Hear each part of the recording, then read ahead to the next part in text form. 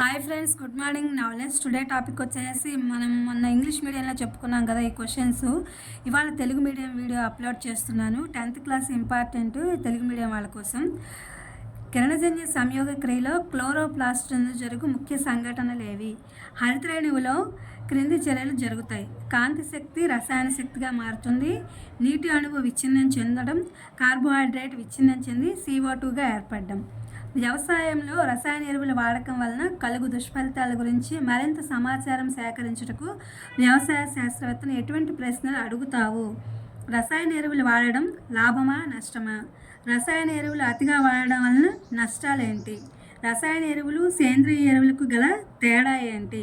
రసాయన ఎరువులు వాడడం వలన భూసారం ఏమవుతుంది? ఇలాంటి క్వశ్చన్స్ మనం ఆ యొక్క వ్యవసాయ శాస్త్రవేత్తను అడుగుతామన్నమాట. కార్బన్ డయాక్సైడ్ గాఢతను నిరంతరం పెంచుతూ పోతూ ఉంటే ఎలాంటి కిరణజన్య సంయోగక్రియలో రేటు ఏమవుతుంది అనే దాని గురించి ఈ క్వశ్చన్. థర్డ్ క్వశ్చన్, కిరణజన్య సంయోగక్రియ రేటు గాలిలో CO2 శాతాన్ని బట్టి పెరుగుతూ ఉంటుంది. CO2 శాతం 1% వరకు పెరిగిన కిరణజన్య సంయోగక్రియ సహజంగానే జరుగుతుంది మొక్కల్లో. ఇంకా పెంచుతూ పోతే కనుక CO2 అనేది విషంగా మారి మొక్కకు హాని చేస్తుంది. ఇది ఫ్రెండ్స్ తెలుగు మీడియం విద్యార్థుల కోసం జీవశాస్త్రం క్వశ్చన్స్ ఇంపార్టెంట్ 10th ఇవి మీకు ఉపయోగపడతాయని చెప్పి అనుకుంటున్నాను. Please my channel like, share, subscribe and comment. Thank you for watching. Thank you for your support.